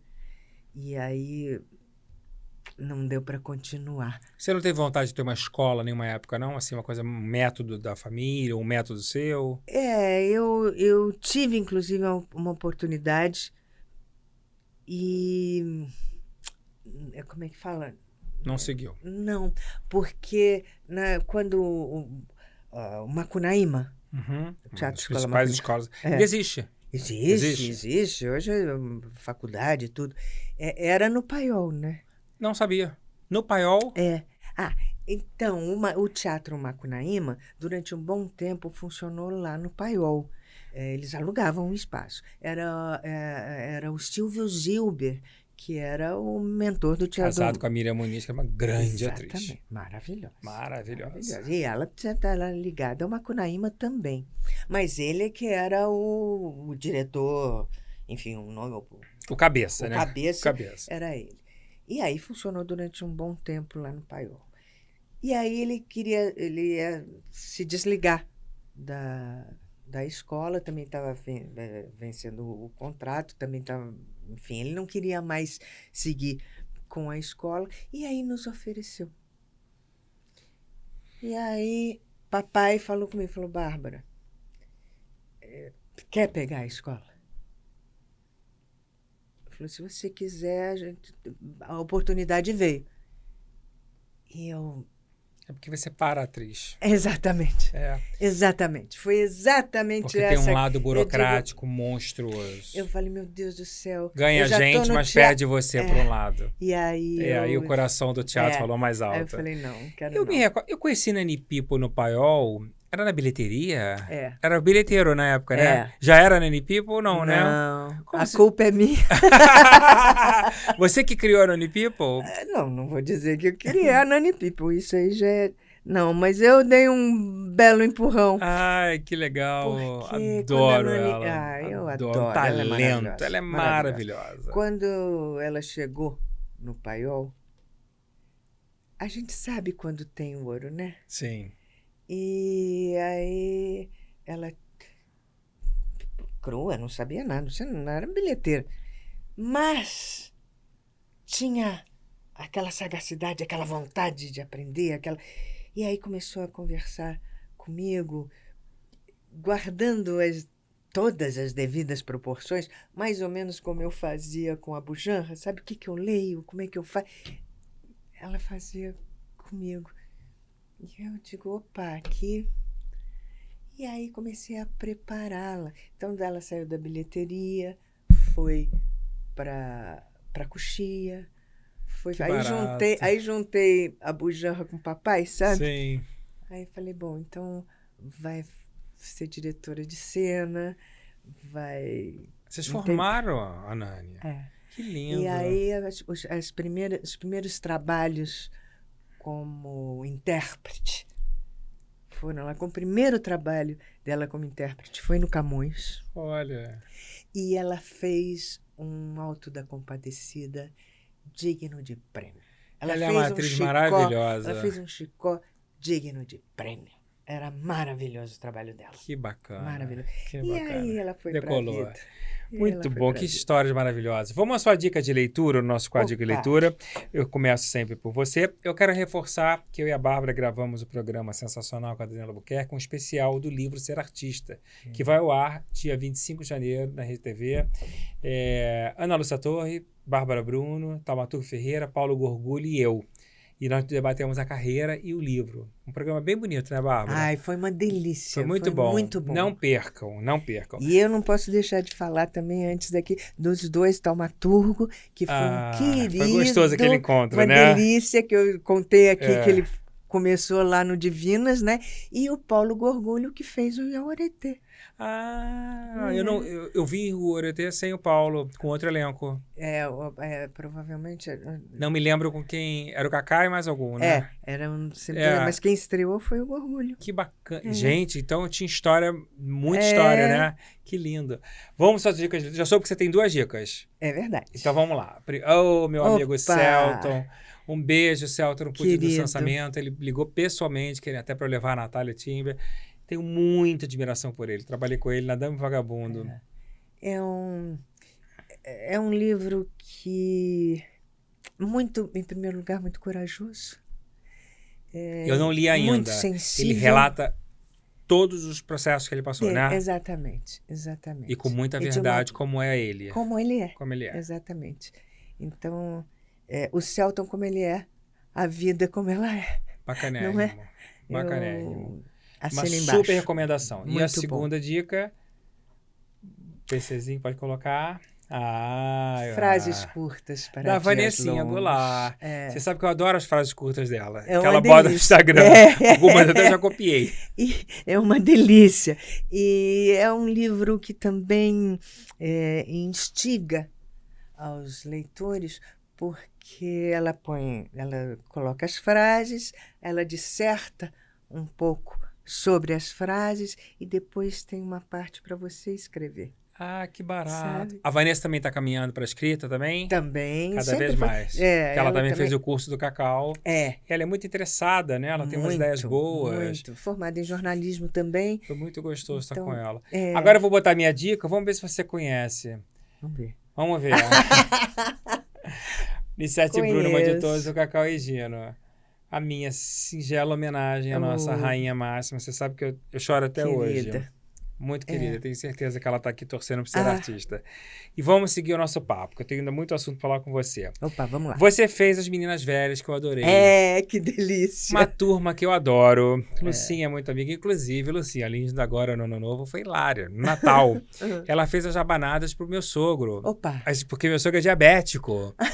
E ela falou, Cláudio Tovar também. E aí ela fez as jabanadas e eu fui na casa dela buscar e ela cumpriu. Né? Maravilhosa. Não, a Lucinha é demais. Aquele casal é demais. E eu adorei ver você, a Valéria, né, a Lucinha, a Tânia em cena. Uma montagem na raça com pouco dinheiro, mas um grande sucesso. E eu achei que aquele espetáculo retrata o quanto o público tá saudoso de ver grandes atrizes juntas em cena. Vocês foram muito felizes, não foram? Muito, muito. E acho que não terminou, não. Continua ainda? Tem uma boa chance de voltarmos agora. O texto é do Tovar. O texto é do Tovar, os figurinos e cenários do Tovar, direção do Tadeu Aguiar, que é um gênio. eu... Tadeu explodiu, né? Hoje ele é uma referência ao teatro brasileiro. Tadeu é um querido. Tadeu trabalhou muito lá no Paiol. Também conheço Tadeu. Eu conheci Tadeu no Rio, fazendo com o Lobo de Ray-Ban. Sim, foi quando no Teatro ele veio Casagrande. Ele saiu... Foi um acontecimento na época. Ele saiu de São Paulo e veio para o Rio com o Lobo de Ray-Ban. Mas ele tem toda uma carreira antes do Lobo de Ray-Ban lá em São Paulo. E trabalhou muito lá no Paiol, muito com a Miriam Meller. Muito com a Miriam Meller. É, a maioria dos espetáculos lá no Paiol, porque a Miriam era ligada ao Paiol também. Miriam e a Natália são muito próximas. É. São muito Muito amigas. queridas. Muito queridas. Muito. Então a peça ainda volta para o Rio. Então existe uma possibilidade bastante grande de reestrearmos aqui em março. Aí Soninha de Paula... Que bom, hein? Com a Soninha, minha amiga desde 16 anos. Querida. Quero ver de novo com a Soninha. Mas faço questão, porque isso no teatro é legal, né? Vai mudando, o teatro, né? O teatro é vivo, então a gente está sempre pulsando. Né? A sua última peça, A Roxa Não é Rosa, que eu não vi, você me contou, é um teatro B32, um teatro que é lindo, né? Lindo. E aí eu lembro que você falou assim, nós estamos inaugurando um horário, acho que era 11 da noite, é isso? Meia-noite, porque era 11h55. 11h55. Por isso que eu fiquei com isso na cabeça. Deu certo o teatro 11h55? Olha, deu. Porque a gente estava... Eu até brincava no final do espetáculo, que era bendita sessão maldita. Porque eu sou de uma época em que existia sessão maldita. Que era meia-noite? Que era meia-noite. Meia-noite. Né? E que era muito... Eu sou da época do teatro de terror meia-noite. O teatro da praia. Eu lembro. Maramanzã cuspindo fogo. Não, mas o teatro, a sessão maldita da minha época, mais lá atrás, não, era um teatro cabeça, né? Era um teatro cabeça, um teatro experimental, um teatro polêmico. E acho que naquela época o público devia ir muito. Muito. Principalmente nessa época que eu tô falando. Hoje a gente tem medo de sair de casa muito tarde, né? Isso é uma pena, mas a gente tem medo. Lá onde a gente estava não tinha tanto esse problema, porque a gente estava na Faria Lima, que é um ponto ótimo. Ponto, enfim, até de maldito não tem nada, né? Sim, ao contrário. Ao contrário. Então tinha assim, o estacionamento, que entrava direto e já saía no teatro. O teatro também é um teatro bastante... acho que é moderno, acho que é muito bonito, né? Lindo. Acho que é lindo. É bonito mesmo. Mas o forte desse teatro não é teatro de prosa. O forte desse teatro... Não. São apresentações de música. Aqueles, música clássica. Música... É mais eventos, então. Mais eventos. Aí dificulta encarregar uma peça. Muito.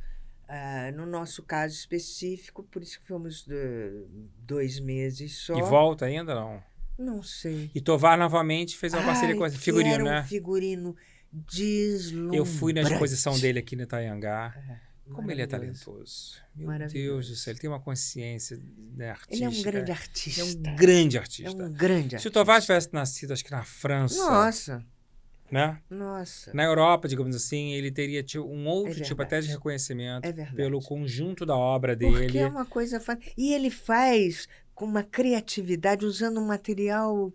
barato. Meu Deus! E que fica muito rico, né? No Rouxinol, a Rouxinol e a Rosa, o figurino da Rouxinol era deslumbrante, era um figurino... O pássaro era feito com luvas cirúrgicas. Olha isso. Era uma coisa linda. E além do movimento, tinha um som característico próprio. Era uma... Que bonito. Muito bonito. Ô, Bárbara, quero falar um pouquinho de TV com você mais. Vamos lá. A tua estreia na Globo, Terra Sem Fim. Foi, Terra Sem Fim. E quem te leva pra Globo? Quem me leva... Boa pergunta. Como é que você chega nessa do Terra Sem Fim? É uma série, né? Não é uma série, não. É uma novela. Era uma novela? É uma novela. Terras do Sem Fim é uma novela. Eu tinha na cabeça que era uma série. Não. E você estreia no papel bom? Era bom sim. E com um grupo maravilhoso. Eu fazia a mulher do Otávio Augusto, que é um ator extraordinário, excepcional. O meu núcleo era maravilhoso. Era o Carlos Kreber, a Nívia Maria. Carlos Kreber. Era um núcleo fantástico. Sou amigo do Simão Cury. Querido. Muito queridos, muito queridos. Eu acho, não tenho certeza, mas eu acho que quem me levou, quem sugeriu, que foi o Dust, porque era uma adaptação de um romance do Jorge Amado. E foi logo depois da Gabriela. E aí A resolveram... Gabriela da Sônia Braga, Da que Sônia Braga, foi um é. acontecimento para o Então país. seria a segunda adaptação de um livro do Jorge Do Amado Jorge. pelo Dust, com direção do Erval Rossano. Que turma, não? Nossa. Meu Deus do céu, só referência. Você sentiu muita pressão de ser filho de Nissete e de Paulo? Não. Nunca? Nem cobrança? Na Nessa vida? na vida? Senti. Sentiu? Senti. Eu senti uma... não é bem cobrança, não. O que eu senti era assim...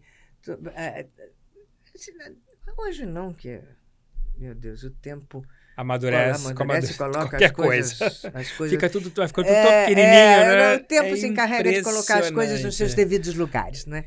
Mas, assim, eu vi muito... Não, perdi muito papel por isso. Eu disse, não põe fulano, porque a Bárbara não precisa. Por isso que eu te perguntei. Isso, muito. É o famoso preconceito, né? É. É o preconceito. Eu disse, E você, como não precisa, eu considero você uma pessoa com uma inteligência emocional muito grande, que é muito importante a gente ter. Que a sua mãe trazia muito isso. Né? Eu acredito que você tenha que aplicar muito a sua inteligência emocional também para lidar com isso, né? Com certeza. Porque às vezes é duro você perder um papel, exatamente as pessoas acham que é fácil, pelo contrário. Exatamente. O efeito é o contrário. Eu ouvia as duas pontas, né? Sempre ouvi as duas pontas. Sempre ouvi as duas pontas. Se consegue, precisa, fala. E aí você diz, mas é fácil, porque você é filho.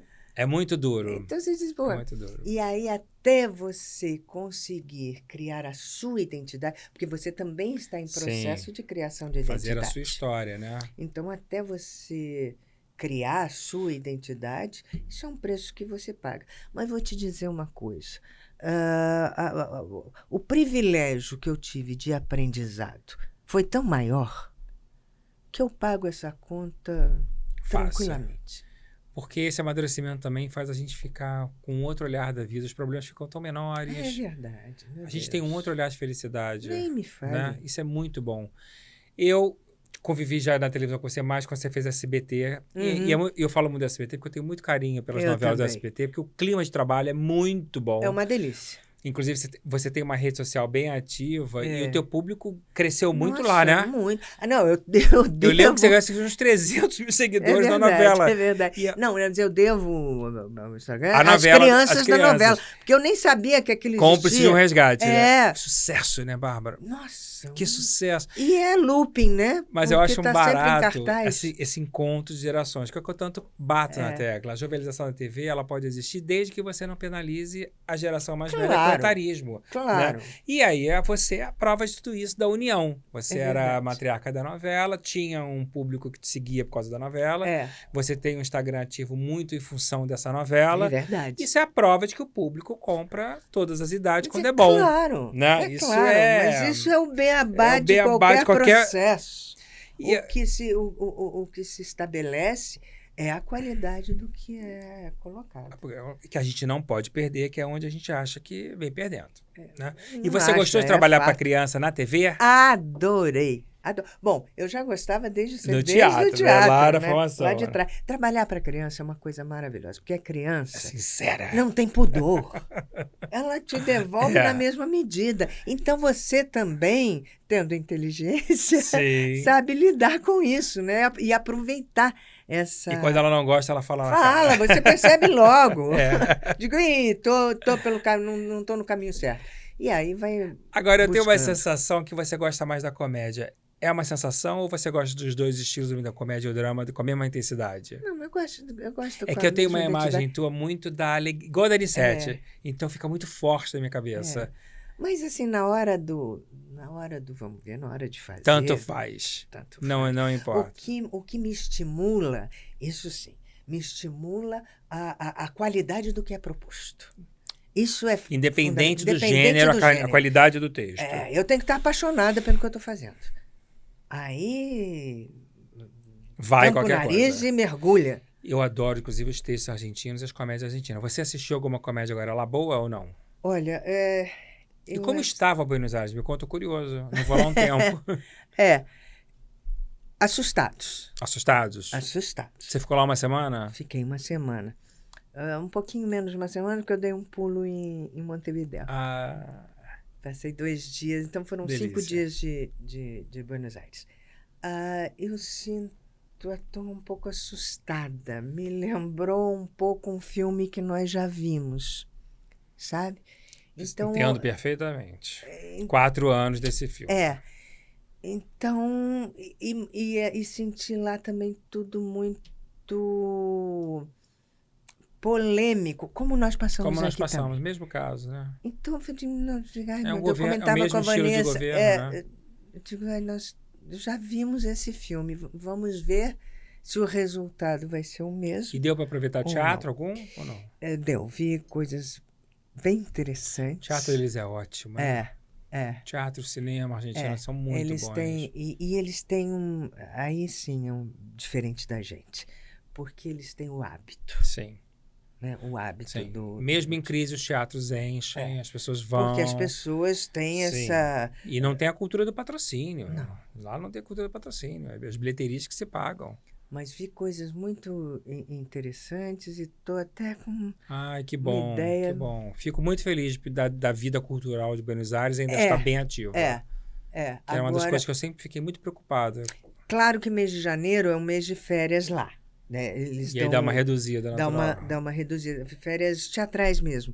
Não acontece? Acontece menos do que normalmente. Eles voltam, acho que eu não fui por isso. Meu amigo acho. que mora lá falou, janeiro não é um bom mês para ir ao teatro. Por isso que eu não fui. É verdade. Eu tô louco para ir. Eu gosto muito, mas eu quero ver os espetáculos. Sempre que eu vou, eu vejo uns 5, 6 espetáculos. Para ver teatro não é a melhor época, não é janeiro. É de meio de fevereiro para frente. Bárbara, Santo Parto. Você produziu e dirigiu do Lauro César Muniz. Você acha que foi sua melhor direção? Acho que foi... É difícil a gente dizer assim, melhor, né? Mas projeto ousado, hein? Muito. Exigiu botar em prática tudo o que você aprendeu, né? Foi maravilhoso. Foi E maravilhoso. um grande sucesso, né? Um grande sucesso. A gente estreou lá no Teatro dos Sátiros, que também é um projeto muito forte, interessante. né? Tem um público muito fiel, né? Estreamos à meia-noite, depois passamos... Isso é curioso, depois passamos para o horário tradicional, às 9 da noite, e ficamos em cartaz durante 9 meses. Nossa, que beleza! Não é curioso? Nasceu o bebê. Que beleza. E não veio para o Rio? Não, a peça já tinha sido feita no Rio, antes da montagem de São Paulo. Aqui a direção foi do Luiz Arthur Nunes. Não sabia. Ela estava em cartaz na mesma época que nós estávamos com Sábado, Domingo e Segunda. Aliás, eu conheci... Aqui no Rio, na mesma época, estava em cartaz? Engraçado, não tinha essa referência. Estava no teatro. E você mudou o elenco inteiro para São Paulo? Você fez uma montagem completamente diferente. Completamente diferente. Outra visão. Agora, dirigir e produzir não é para qualquer um. Não, mas porque dirigir já é difícil. Produzir também. Mas não foi a primeira experiência. Não foi a primeira nem a última, né? Não. Você já fez várias vezes isso. Que o Santo Parto é uma peça muito consistente. E o elenco, eu me lembro, não é tão pequeno, né? Olha, o elenco em si é pequeno sim. A minha produção era um pouco maior. Quantos atores? Mas a peça são 3 atores. Eu achava que era mais. Não sei por quê. A peça são 3 atores. É o padre, o roqueiro e o cardeal. Que discurso bom. É maravilhoso. Que discurso é um texto bom. Maravilhoso. É um texto do Lauro César Muniz.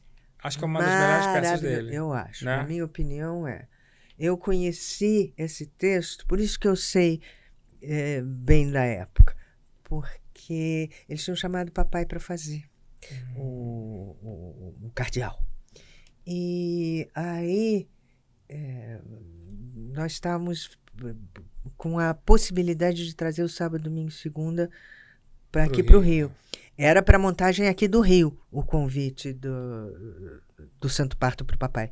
Foi aí que eu conheci o papai. Falou assim, lê esse texto, olha que interessante. Eu li o texto e me apaixonei pelo texto.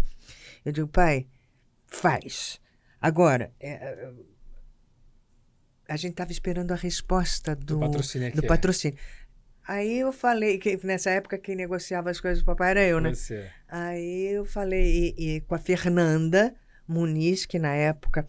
A filha do Lauro. A filha do Lauro, que era quem estava à frente da produção.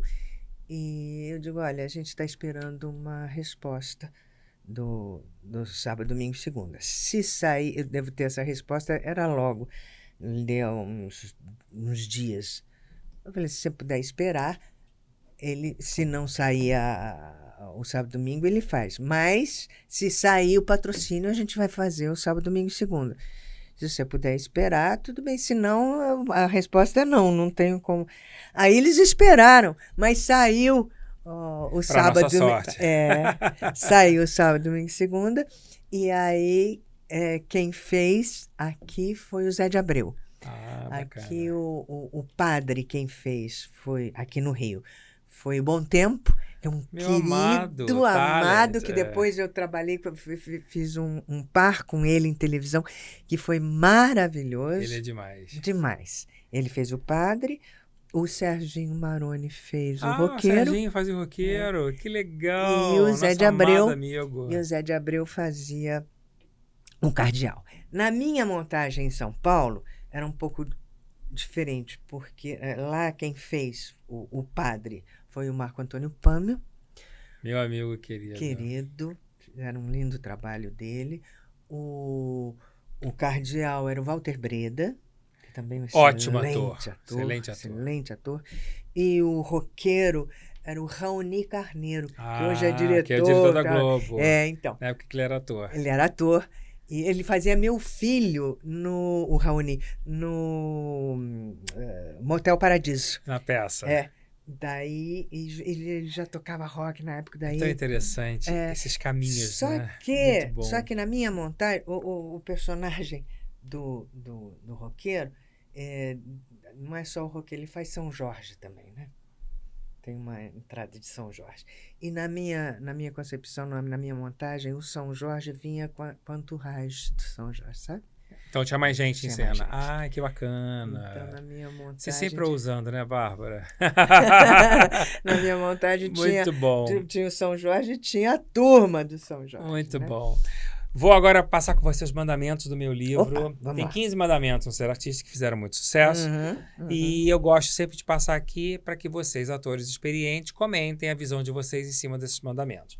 Então vamos aos 5 primeiros. Eu vou ler e você, no final, faz o comentário. Amarás a arte sobre todas as coisas, não tomarás o nome das estrelas em vão, santificarás teu espetáculo e teu público, honrarás teu texto e sua fala, não matarás o talento. Bom, eu não tenho o que falar, Nota porque 10. Já está dito lá, está tudo lá. Vamos à segunda cartela. Não cometerás atos mesquinhos, não roubarás a cena conscientemente, não mentirás na rede, não cobiçarás o papel do próximo, respeitarás tua vocação. Não roubarás a cena conscientemente. Quando você rouba a cena, é sempre consciente. Todos vocês, esse mandamento toca vocês. Porque é sempre consciente, ninguém rouba a cena. Toca. A não ser conscientemente. E não há nada pior, né? Não. Não há nada pior. Não há nada pior. Vamos aos últimos. Adorarás a formação, não explorarás teu filho, dominarás teu corpo, lutarás por causas e não te compararás. Perfeito. Nota 10? 10. Então, maravilha, vamos seguir aqui. Uma novela que você fez na Record, que eu gosto muito, é Cidadão Brasileiro, também do Lauro César. Sim. Né? Você teve alguma relação com texto também ou não? Só entrou como atriz? Não, só como atriz. Você teve alguma experiência de texto, escrever televisão, por acaso, com algum autor? Eu tinha a sensação que você tinha ajudado, colaborado no texto de alguma obra. Não, eu numa época, escrevi algo, mas acho que nem foi pro ar, viu? Acho que nem foi pro ar. Era do SBT também, com a Léo Correia. Irmã do Faustão. Eu tive 3 casamentos na minha vida. O Kiko, que é pai dos meus filhos. Depois eu fui casada com o Renato Modesto, que é ator e autor também. Nessa época a gente escrevia, eu estava fazendo uma peça, uma produção nossa também, éramos eu, Renato e Paulo Guarnieri, e aí a Léo Corrêa estava escrevendo, era uma espécie de você decide... Tipo teleteatro no SBT? Eu lembro que é uns especiais. Exatamente. E aí nós 3 escrevemos, eu, Paulo por isso e que Renato. Eu tinha a sensação Mas que eu tenho a impressão que nem foi pro ar, viu? Entendi. Eu tenho certeza absoluta, não. E você gostaria de escrever para televisão? Não. É muito cansativo, né? Porque É punk. você acaba abrindo mão de outras Você deixa de coisas. É a mesma coisa viver. direção em televisão. Não tem vida. Não tem vida. Não tem. Claro que a gente não. Eu não digo dessa água não beberei. Sim, Isso eu claro. não digo. Aprendi a não Claro. dizer isso. E aí, de repente, sei lá. Sim, vem mas você alguma tem as proposta, suas prioridades. Mas a minha prioridade não é essa. Mas faltou eu falar o terceiro casamento, né? Eu fui casada com Lauro César Muniz. Aliás, foi com quem eu fui casada há mais tempo. né? Casada há 18 anos com ele. Foi tudo isso? Foi. Nossa. E começou em 2004. Por isso que eu sei bem do O tempo voa, meu Deus. Voa. Graças a Deus. Graças a Deus. Graças a Deus, porque é sinal de que a gente não percebe, né? Quando a gente percebe, quando está demorando, porque a gente está percebendo. E agora quer casar de novo ou não? Não tem. 3 casamentos tá bom, né? Tá bom. A gente vai... É direito adquirido. Mas não digo dessa água não beberei. Tá certo. Você dirigiu Horário da Minha Vida. Foi. Eu amo essa peça. Uma das primeiras peças que eu vi na minha vida. Ana Lu Prestes, Marieta Severo, Stella Freitas. Você, em São Paulo, você buscou essa montagem com o Naum? Ele te convidou? Não. Essa foi uma montagem do projeto... Do projeto das universidades? Do teatro nas universidades. Deve ter sido um sucesso, foi né? Maravilhoso. Porque é um texto perfeito para fazer nas universidades. E curiosamente, eu dirigi e os cenários foram do Naum, os cenários de figurinos do Naum. Da sua montagem? Da minha montagem. Que bacana! E, coincidentemente, ele estava dirigindo uma peça do Léo Lama. Filho do Plínio, né? Filho do Plínio. E aí Naum estava dirigindo essa peça do Léo Lama e a gente ensaiava no mesmo espaço, sabe? Por coincidência. Então eu ensaiava numa sala aqui à direita e o Naum ensaiava numa outra sala aqui à esquerda. E nós convivíamos diariamente, ele ouvia... Que beleza!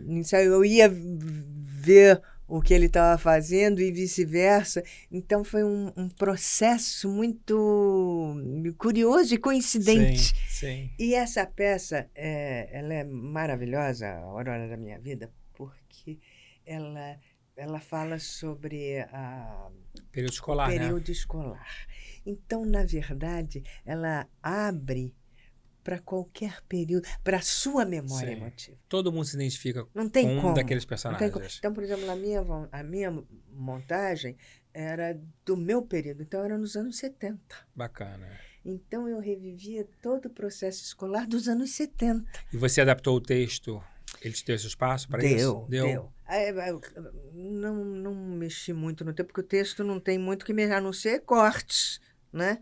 E eu pedi uma coisa para ele que ele fez lindamente, que como eu passei o texto, a peça, o espetáculo para os anos 70, eu quis fazer tudo em preto e branco. Que bacana! Então, e ele fez lindamente. Então, o figurino todo em preto e branco. Luz, tudo preto e branco. Tanto que tinha uma hora que que vinha, esse momento eu adorava, que era uma mudança de cena, e aí vinha uma bandeira nacional que cobria o cenário todo assim, todo em preto e branco. Sabe? Que lindo, que lindo. Pena que eu não vi. Adoraria Foi muito legal, ter visto. muito legal. Você é de uma família de artistas, como todo mundo sabe, e você tem uma relação com o Paulinho Goulart Filho muito próxima, você dirigiu muito o Paulinho, né? Tem um espetáculo do Paulinho que foi muito bem falado, foi o Cavalo na Montanha. Foi maravilhoso. Paulinho tem um trabalho de corpo incrível. Eu conheci o Paulinho dançando na boate, fazendo aquelas apresentações dele, já dançava lindamente e usou muito bem isso pros espetáculos dele. Você trabalha bem também com o Paulinho? Muito bem. Vocês criam juntos? Muito bem. A gente tem uma afinidade muito cênica grande, né? muito grande. Sempre teve. E você dirigiu muito espetáculo dele, né? Dirigi bastante coisa Vocês nunca pensaram em fazer um espetáculo com a família toda? É difícil, não tinha agenda, né? Não é só agenda. Não é só agenda. Agenda e também personagem para todo mundo. Tem que parar para escrever. Senão não dá. Não dá. Com o tamanho de cada um, é muito complicado. É difícil. Quero até mandar um beijo para Beth Goulart, que está dirigindo a adaptação da minha peça, Ser Artista, para o teatro. Estreia dia 6 de março, no Teatro dos Quatro, com a Leona Cavalli, fazendo 10 grandes damas do teatro brasileiro, uma grande homenagem minha com todos que eu trabalhei, e o Anderson Mille fazendo a minha personagem. Acho que é um espetáculo que vai comover muito. Não tenho dúvida disso. Eu tenho muita esperança, e eu até queria ouvir de você um pouquinho, porque eu falo muito que o Ser Artista é meu grito final. Assim, nós chegamos tão no fundo do poço, artisticamente falando, de valores, de estrutura, da minha campanha do etarismo, né, de tantas coisas que estão acontecendo, infelizmente ruins, e o Ser Artista vem tentar não só resgatar esse público, como lembrar as pessoas quem foram essas mulheres, quem são, porque muitas estão ativas ainda, e como construir uma carreira baseada nelas. Eu acho que é uma obrigação nossa, eu que tenho 35 anos trabalhando com elas, eu não posso morrer em mim, eu tenho que passar para as futuras gerações o que eu aprendi com elas. Queria que você me dissesse um pouquinho como é que você visualiza esse movimento que eu estou fazendo. Eu acho esse movimento fundamental e eu acho que ele já estava latente em você, não é? E agora ele deu um salto necessário para que esse grito não fique parado no ar. E tomara que me escutem, né? Mas vão escutar. Vão escutar, precisamos porque que nos quando escutem. Esse grito é bem dado e é fundamentado, não tem como não ouvir. Quero tocar o coração das pessoas. Conseguirá.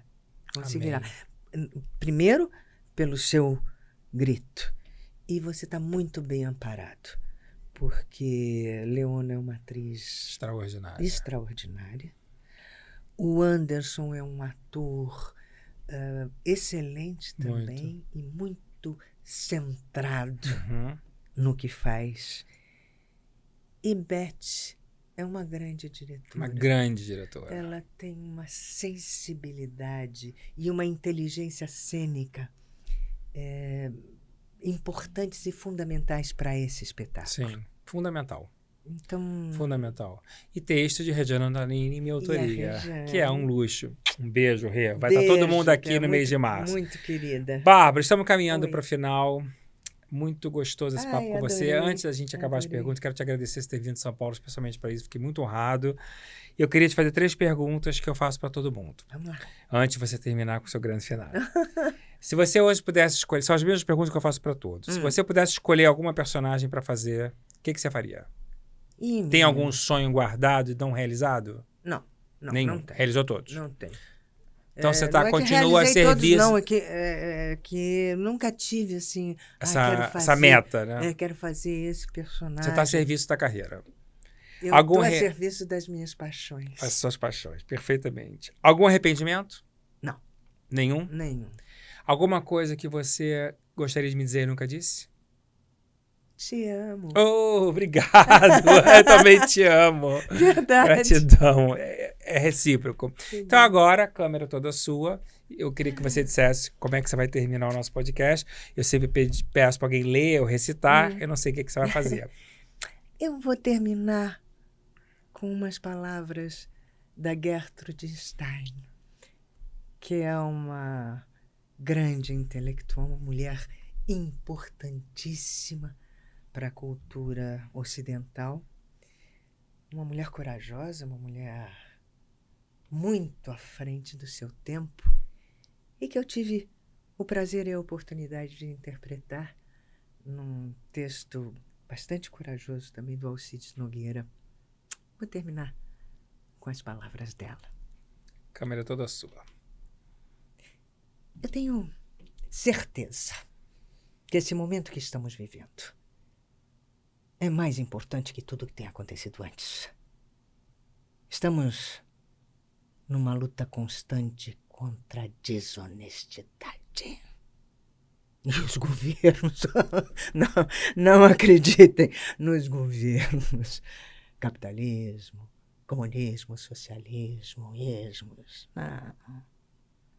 Nós temos que encontrar novos caminhos por nós mesmos. Temos que aprender a nos expressar. E não apenas sermos gente de sim e não. Temos que ter coragem de dizer o que sentimos, o que pensamos. Eles sempre dirão que a crise é eterna, Não temos medo de olhar dentro do olho da crise e descobrir por que estamos tão pobres. Estamos pobres politicamente, economicamente, socialmente, sexualmente. E se não fizermos nada, vamos continuar cada vez mais pobres. Vamos com calma.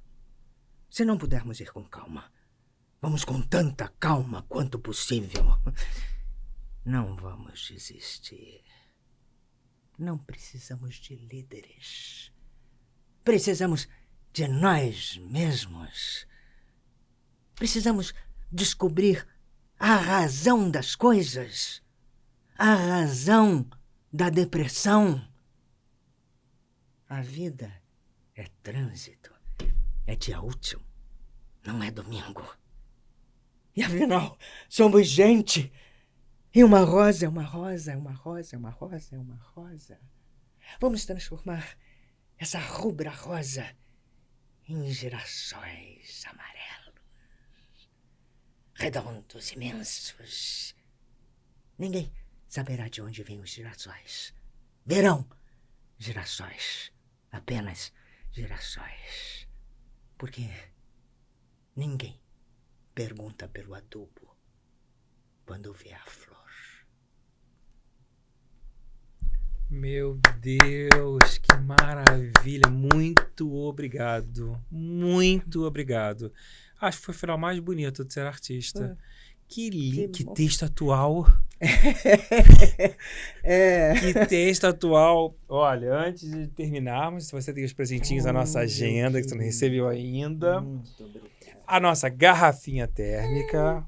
Nossa, você A nossa eco bag, essa canequinha sua. E as máscaras do teatro. Ai, que lindo. Que estão benzidas para você usar e lembrar sempre da gente.